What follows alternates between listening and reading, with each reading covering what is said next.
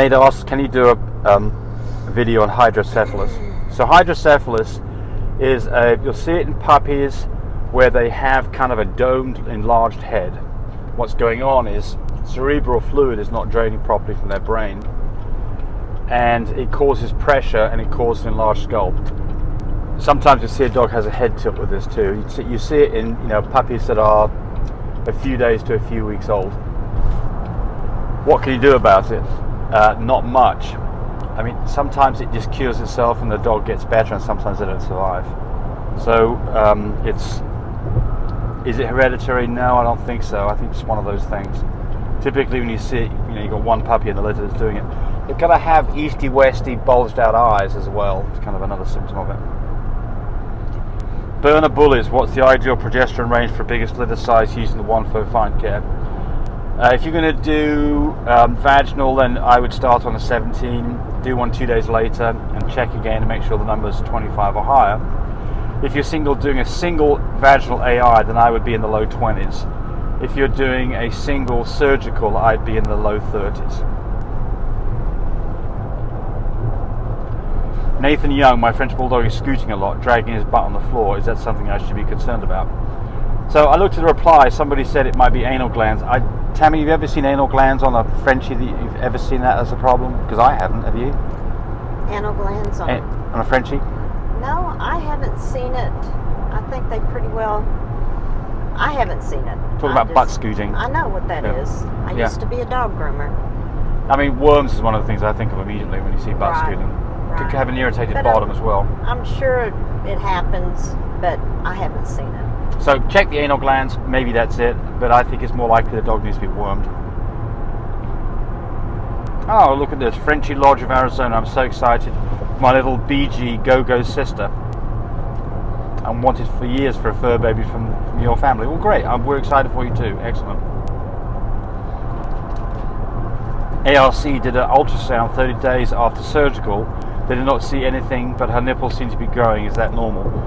So ultrasounds can miss things, so that's one thing. I would do probably a relaxant pregnancy test about day 40. You can have what's called a phantom pregnancy, where the dog shows all the signs of being pregnant but it's not. Nipples enlarge. I think the thing to do on this is, if you're not sure and you're 3 or 4 days out from scheduled C-section date or approximate C-section date, is to go get an x-ray done and find out what's going on. June Esma, do you guys do OFA testing on any of your dogs? No, we don't. I see OFA being done more on what? Labs? Yeah, labs, bigger dogs. And what we do is take a look at any French Bulldog as it's walking towards you and walking away from you, and look for splayed out legs. That's a good sign you've got a problem. And then also, any dog, I would check for a luxating patella on the back legs, on the knee joint, basically.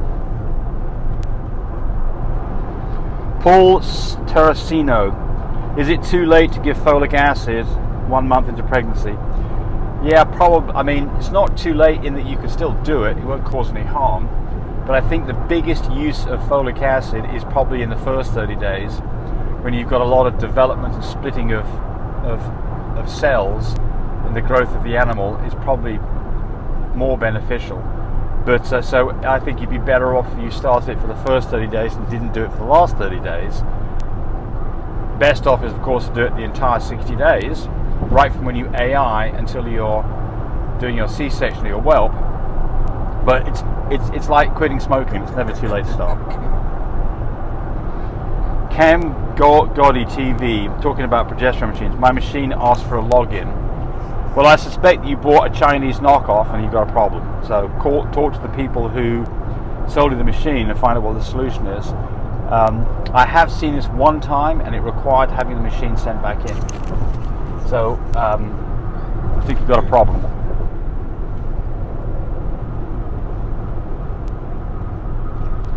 Damon Turner, how long after he stops bleeding do I do the AI? Well, much better that most dogs are bred between day 11 and 13. Most dogs have stopped bleeding by then. They've gone light on their colour or very light pink. But blood colour by itself is not a reliable indicator. Much better to do progesterone tests to see how she's behaving.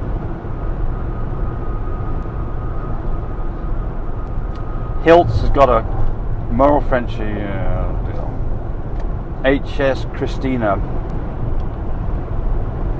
Talking about dew claws, my 6-month-old Chihuahua just had hers removed during her neuter. Okay, so that's fine, but it's much less traumatic for a dog to do this when they are like 3 to 5 days old, because there's no, I mean, the recovery from this is instantaneous. I mean, you remove dew claws from a puppy and literally a minute later it's over it.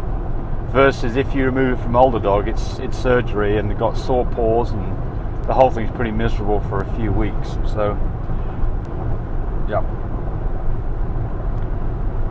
Brian Martinez, I had a female who went into labor overnight and had 5 healthy puppies. Should I do a C-section next go around, or could she keep giving labor naturally? That's a good question. So, a dog that's had a natural whelp is more likely to be able to have a natural whelp next time. However, if you're going to do this, it would make absolute sense to have an x-ray done beforehand to see, number one, how many puppies are coming, and specifically whether you've got a large puppy in there, because that's a recipe for disaster. So if I was going to do this, I would definitely do the x-ray ahead of time, and I would still have a vet on standby. And the rule of thumb is, starting contractions, no puppies within 2 hours, go get a C-section done. Have a puppy, don't get another puppy for 2 hours, have a C-section done. Puppies need to come every 2 hours or less. We'll cop there. Uh-oh. Now he was getting after that person that passed us a while ago. Okay.